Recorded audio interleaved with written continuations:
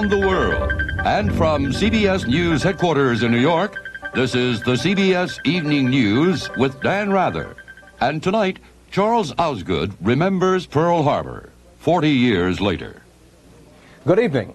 President Reagan today dismissed Libyan leader Muammar Gaddafi's denial of an assassination plot against top American officials. And Mr. Reagan said he has, quote, the evidence to prove his administration's charge. We have reports from Leslie Stahl and Fred Graham in Washington. Topic A at the White House today, Libya. What did the president think of Gaddafi's calling him a liar and silly and childish for believing reports of Libyan assassination squads? I wouldn't believe a word he says if I were you. He says he wants the evidence, and if you don't have any evidence, then you must be a liar. We have the evidence, and he knows it. Can we stand to have a foreign government plan an assassination plot of our top leaders and not do anything, if it's true? Well, maybe you just caught me before we've had a chance to counsel on this. And indeed, the president met with his top national security advisors this afternoon to discuss possible economic sanctions against Libya. But afterwards, officials had no comment, and the president refused to talk about heightened security measures, except to say, if I didn't think I was adequately protected, I wouldn't come in this room. At first, the room full of reporters thought he was joking, but then the Secret Service issued new guidelines severely tightening restrictions on non-accredited news people gaining admission to the White House press room. And the vice president indicated that the White House is continuing to take the assassination squad reports very seriously. Well, I think there's a high level of concern for real reasons, and that's all I'll have to say about it. Still, there were questions today on whether the administration might be overreacting. After a CIA briefing, though, members of the Senate Intelligence Committee said there is credible information. This is not a charade. I don't think there's been any exaggeration. I think the president's people have taken the right steps. However, others on the Hill say the administration is exaggerating, and one congressional cynic went so far as to charge that the White House is blowing up the story just to get the bad economic news out of the press. And one foreign intelligence source criticized the White House for giving so much credit, quote, to the lunatic Gaddafi by allowing him to change the way the top leadership in this country goes about its business. And indeed, while Mrs. Reagan was showing reporters the White House Christmas decorations, she said she tries to put the whole matter in the back of her mind. But she did say, someone suggested I put on a disguise to go out. And there are reports that the president won't go out to light the national Christmas tree this year, that he may stay in the Oval Office and light it by remote control. Leslie Stahl, CBS News, the White House. High officials of the FBI were surprised when the State Department stated yesterday that this government has strong evidence that Libyan leader Muammar Gaddafi has been plotting assassinations of U.S. leaders in this country.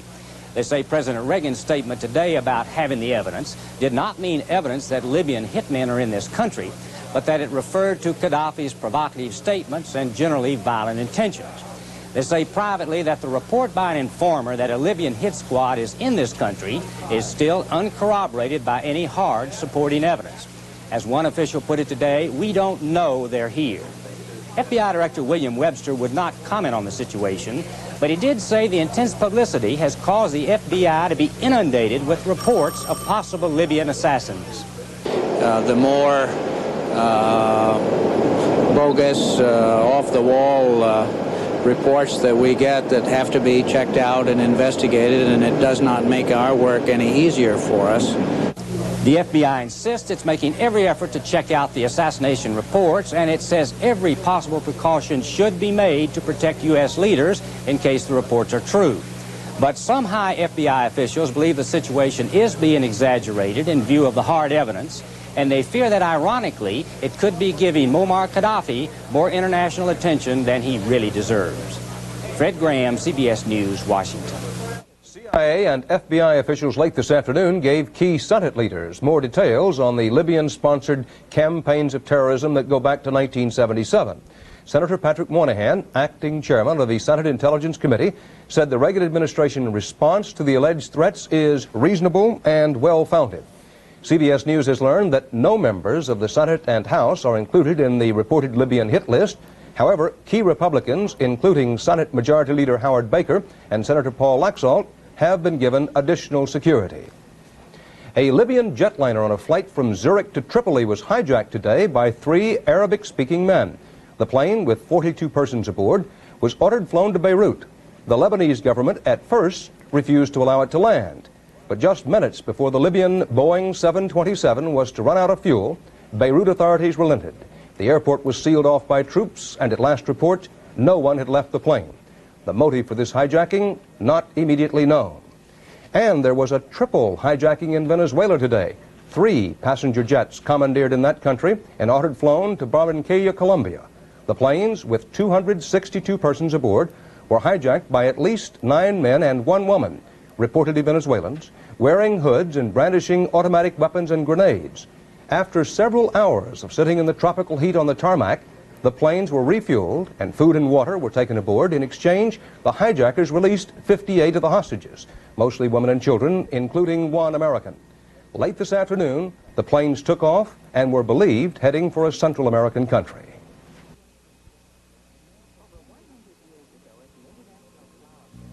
Over 100 years ago at the International Flower Fair, America's #1 flower won its name, gold medal.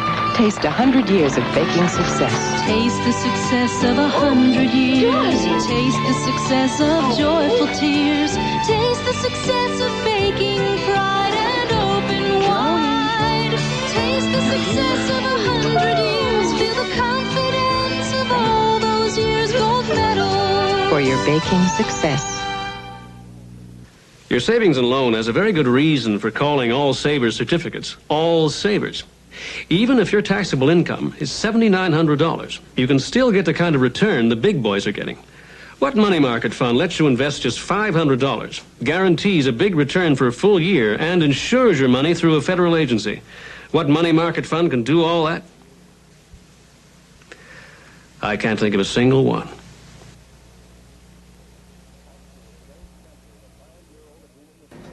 Austria today canceled a 9-year-old agreement with Poland that allowed their citizens to travel freely and without visas between the 2 countries. This was a blow to Poles who had seen Austria as a haven from their own country's economic and political troubles. It came as the Soviet and Polish Communist parties stepped up their attacks on the Solidarity Union. They accused the Union of calling for the Warsaw government's overthrow. Doug Sefton is in Poland. Ever since the Troubles began, Vienna has been the favored escape hatch for Poles fleeing the economic breakdown of their country. No more, as Austria reluctantly rescinded the special arrangement which allowed Poles free access with no visa requirements. Polish Airlines Flight 225 to Vienna is likely to be the last freedom flight in the foreseeable future. Many of these people traveling as tourists, although unwilling to admit it, will be staying in Austria until they can find another country to accept them. They will add to the estimated 50,000 Poles already in Austria, and the $40 million it will cost to maintain them this year is too much for the Austrian economy. Austria closed its embassy in Warsaw today as it awaited instructions on new visa requirements, and a private citizen armed with the Polish experience of how to make queues tolerable took names for the lines that will form up in 2 days' time. In a few hours, there were 300 names on the list. Because it's cheaper, most Poles take the overnight train to Vienna. The people who have chosen this route, the Chopin Express, have a special problem. According to the railroad timetable, the train won't be crossing the Austrian border until 7:23 in the morning. That's 5 hours and 23 minutes after the new regulations have taken effect. But these Poles are willing to risk being turned back at the border. Poland this week seems headed for another confrontation, perhaps more serious than those that have gone before. For those Poles who have had enough, another door to the outside has closed.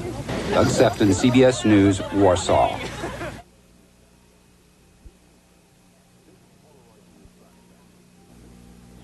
This is Polaroid's new Sun camera, a new system with the fastest color print film made, 600 speed. But it needs one more thing to turn bad light into good pictures. What's that? A piece of the sun. Daddy long legs. There, a piece of the sun does it. Turn this bad light into a good picture. Sure, you use this on every shot. You see, you've never been so sure of an instant picture. Lovely. Now you just reach up. Well, don't waste it. You've never been so sure.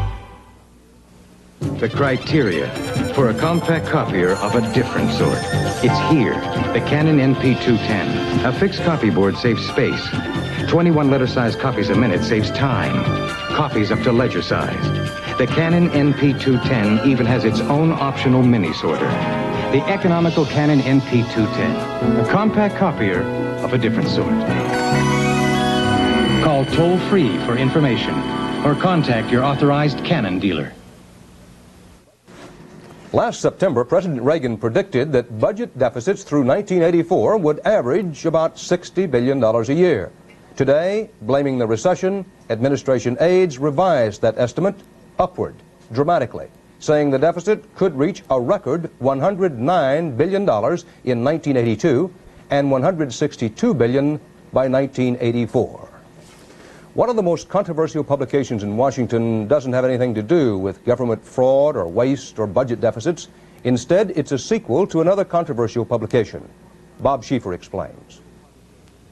Once upon a time, the government put out a little publication called the Car Book. It told all about cars, things like which ones were safest and which ones used the most gas. Consumers loved it, but reviews were mixed. It was not the auto manufacturer's favorite reading. Transportation Secretary Drew Lewis called it anti-business and thought it cost too much, so the government decided to quit printing it. All of the government, that is, except this civil servant, Jack Gillis, who had been putting the Car Book together for the government. Today, he said he had quit his government job and is putting out his own Car Book, mixing all those government facts and figures with some of his own, and he says he'll sell it for $4.95 a copy because auto safety is so important. With over 50,000 deaths and over 400,000 injuries every year, the automobile is responsible for more death and injury than any other item we are likely to purchase, including handguns. While these figures may be difficult to comprehend, imagine the horror of a major airline crash every single day of the year. His old boss was not thrilled, charged much of the book had been lifted verbatim from the government book and said some of the other facts were flawed. The back cover of this one says, United States of America, Department of Transportation. The back cover of this one says $4.95. I don't think this book should have been published. This is not a happy day for the agency. What's this all about, really? Just between you and me, I think they're embarrassed.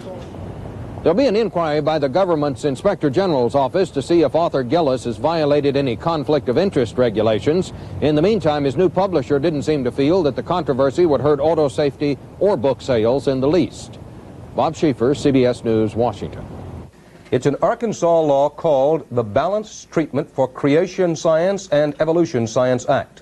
It's not scheduled to go into effect until next fall, but it already has attracted international attention, and some 40 news organizations from around the world were in court today as the law went on trial. Steve Croft was there. Act 590 passed the Arkansas legislature during the final hectic hours of the session with virtually no debate. It was signed into law by a governor who admitted later he hadn't read it. It says whenever evolution is taught in public schools, equal treatment must be given to creation science, the theory that a supreme being created the universe from scratch some 6,000 years ago. Today, in a crowded courtroom in Little Rock, the ideological heirs of Darrow and Bryan began what some people are calling Monkey Trial 2. The American Civil Liberties Union arguing that Act 590 is unconstitutional, that creation science isn't science at all, merely the religious beliefs of a small but politically potent group of Christian fundamentalists. Once government gets in the business of deciding which religious beliefs are acceptable and which are not, then all religious beliefs are ultimately jeopardized. On the other side, Arkansas Attorney General Steve Clark, arguing that evolution, like creation science, is only a theory, one that is flawed by missing links. The evolution approach says that from one living organism, everything else evolved. Yet in that evolution chain, there are gaps. They are not complete transitional forms. That's evidence to explain that that one theory is only theory, a statement of the art today. The ACLU, careful not to challenge anyone's religious beliefs, called a Methodist bishop and a Catholic priest as its first witnesses. Both testified that the definition of creation science in Act 590 was lifted from the book of Genesis. Both sides have already staked out the issue of academic freedom. The ACLU says Act 590 is an intrusion by religion in politics into the realm of science. The state says the law promotes the free exchange of ideas. Before it's over, Judge William Overton will hear arguments on both sides from scientists and educators on subjects as complex as astronomy, molecular biology, and paleontology. The trial is expected to last about 2 weeks, twice as long as some creationists believe it took to form the entire universe. The outcome here is expected to have a major impact on similar legislation now under discussion in more than a dozen states. Steve Croft, CBS News, Little Rock. State police said 8 miners were trapped today when an explosion caused by methane gas or dust ripped through a coal mine at Topmost in southeastern Kentucky. The miners are believed to be about a half a mile underground at the Adkins Coal Company number 18 mine. A rescue team entered the mine, but no contact had been made with the miners more than 2 hours after the accident. With December only a week old, the city of Boston today had already exhausted its snow clearance budget for the entire winter, $320,000. That was one result of the unforecast blizzard, which hit New England over the weekend. Schools were shut today, but many roads were reopened, and 2 of Logan Airport's 4 runways were back in business. Among the creatures caught by surprise by the blizzard were some forlorn whales, which washed up unaccountably off Nantucket Island off Cape Cod. Karen Stone has their story. The blizzard has passed, but in its wake, at least 30 to 40 pilot whales have been left stranded along the chilly beaches of Nantucket Island. So far, 15 of them have died. They were part of an estimated 150 that fisherman Jack Gaeta saw thrashing in the storm waves yesterday. There were whales out in the water making sounds, giving signals to the other ones. And I noticed the ones that were live on the beach really responded to those cries, and one got in the water on account of some interaction between the two, and he made his way in. Gaeta joined other island residents who came to see and touch the strange mammals. Research scientists and Coast Guard officials came too to try to airlift those still alive to aquariums. They're such beautiful creatures. We just wished we could have helped them somehow to get back in. They were trying so hard to get back in. Nobody, not even scientists, knows what forces whales ashore. But today on the windy beaches of Nantucket, as the whales fought and struggled to get back out to sea, to their own, frustrated human rescuers struggled to help and to understand. Karen Stone, CBS News, Nantucket Island.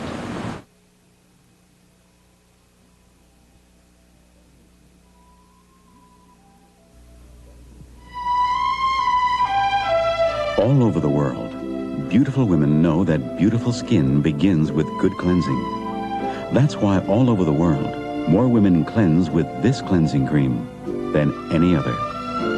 It's a hypoallergenic, non-drying, deep cleaning cleansing cream. It's Pond's Cold Cream. And it helps make more women beautiful than any other cleansing cream in the world. This is Aldo Cella. He's not preoccupied with formality. Cella Lambrusco. He's not the height of grace. But he knows what people like. Cella wines, with a taste so sparkling, so refreshing, they're perfect with everything, every time, to everyone. Cella Bianco, mwah! Chill a Cella. Lockheed Corporation announced late today that because of a sagging and unpredictable world market, it will phase out production of its L-1011 TriStar airliner. A spokesman said about 9,000 Lockheed employees will lose their jobs because of this move. Britain got back on track today in the high-speed rail race with France. Its new 160-mile-an-hour advanced passenger train made an inaugural run from Glasgow to London in 4 hours 15 minutes, arriving 2 minutes early. The British claim that while their train is 70 miles an hour slower than the French version, theirs is able to use existing rails because of a unique tilting ability that enables the train to corner at those high speeds. Young Todd Cantrell of Dalton, Georgia, wanted a very special, very precious Christmas present this year.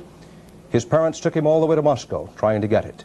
Today, the Cantrell family learned whether Todd would have what he wanted. Don McNeil in Moscow tells us the answer. Todd Cantrell, a 12-year-old boy from Georgia who was brought here by his parents in a last desperate attempt to save his eyesight, today got the results of his final tests from Soviet doctors. Oh, we are happy. It's good news. The doctors said that they thought they had stabilized his vision and that his left eye is much better and that he can see out the side of it as well as straight. And we're just very happy, very happy. Nice Christmas present. Nice Christmas present. We just can't wait to get home. You're starting to see again. Yes. Terrific. So what do you want for Christmas?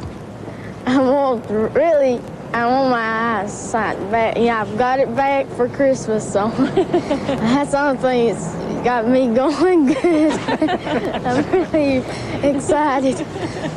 The Cantrells have spent many anxious hours in this corridor, waiting for Todd to go and get painful injections twice a day in his eyes and hips. His disease is called retinitis pigmentosa, and some American doctors scoff at Soviet claims for successful treatment, saying there is no proof that it works. But you couldn't convince the Cantrells of that today. They depart happily for the United States, where Todd will have some tests done and then return here in 7 to 9 months for more treatment. Don McNeil, CBS News, Moscow.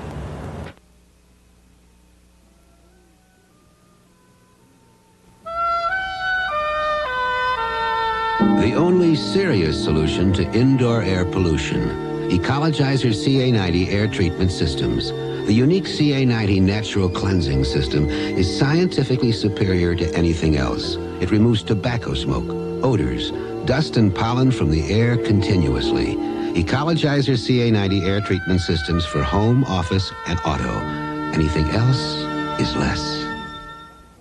I have found my new car. The Chrysler LeBaron series for 1982. LeBaron combines high mileage and luxury. The coupe even has a Mark Cross interior available. And no other car has front-wheel drive, luxury, and seat 6 at so surprising a price. Lee Iacocca's dream to combine high mileage and luxury is a reality. The 1982 Chrysler LeBaron series, they are like no other cars in America, Europe, or Japan. My new car. 40 years ago today, the announcement of what happened interrupted radio broadcasts of football games, popular band music, a Philharmonic concert. It may seem hard to believe, but some listeners called to complain about having their regular listening interrupted. But it was a moment fixed in history. After what happened that morning exactly 40 years ago, 16,535,000 Americans went off to war. 406,000 didn't come back. Charles Osgood remembers.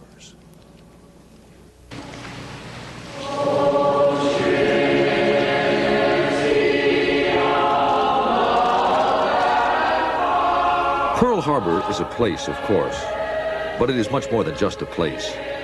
Pearl Harbor has become a symbol, an idea. We remember Pearl Harbor because of what happened here at 7:55 in the morning, Sunday, December 7th, 1941. This morning, at exactly 7:55, there was a ceremony to mark the moment, to remember Pearl Harbor. Any American old enough to remember is likely to have it seared in our memory where we were and what we were doing when we heard the news. But those who remember Pearl Harbor most vividly are those who were here 40 years ago. A few hundred of them came back for today's anniversary. The Japanese strike force was launched from carriers 230 miles to the north. What they found at Pearl Harbor was a warlord's dream come true. The cream of the U.S. Navy's Pacific Fleet, including 5 battleships, lined up in pairs along Battleship Row like sitting ducks. At Hickam Airfield and the Naval Air Station at Kaneohe, they found planes neatly grouped, ripe for the picking. And one Japanese torpedo plane came from over the Navy Yard, dropped its torpedo, came right over my head, and I looked the Japanese pilot right in the eye. We had about 90 Marines, I guess, and they came out and laid on their backs right here in this parade ground, and they were shooting up in the air at them with their rifles. And then one of the enemy planes winged over, and I saw that rising sun. I says, oh my, we got it now. I had the unfortunate task of putting tags on those guys. Yeah. How could it have happened? Did President Roosevelt know an attack was imminent at Pearl Harbor? There has been speculation for years that he did know, and did nothing about it because he wanted America in the war. But recently released documents do not bear out such charges. We had broken the diplomatic code of the Japanese, but not the military code. And we were looking for an attack elsewhere. The immediate reaction in Washington was there must be a mistake. When that signal came in saying attack on Pearl Harbor, this is not drill, the immediate reaction was surely they must mean the Philippines, because this was where they were expecting the attack to come. Because it did come as such a surprise, the Japanese attack was a spectacular victory. 18 warships sunk or damaged, hundreds of planes destroyed, 2,300 American lives lost. Over 1,000 were aboard the battleship Arizona, which sank at its mooring right here. A memorial now spans the wreckage of what was once their ship and is now their tomb. Look.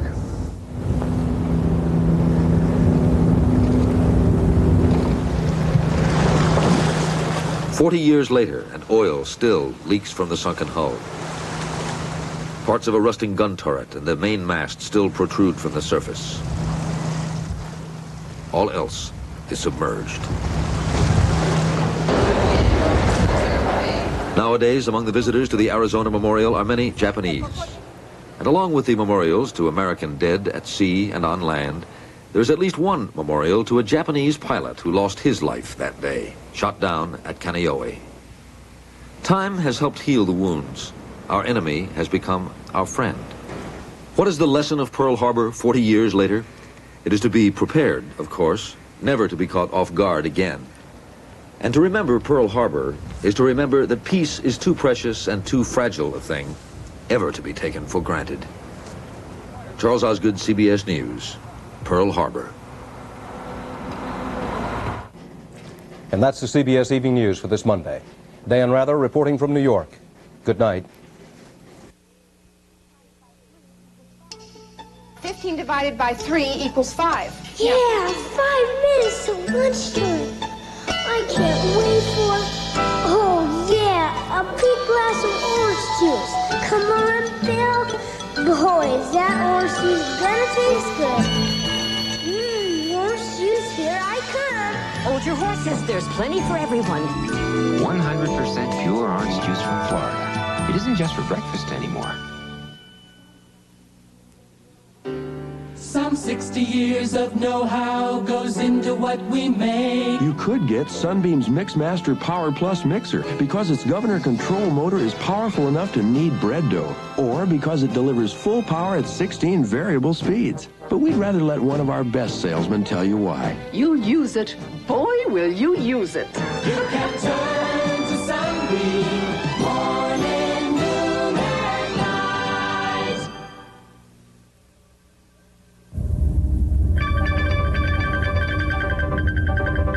From around the world and from CBS News headquarters in New York, this has been the CBS Evening News with Dan Rather.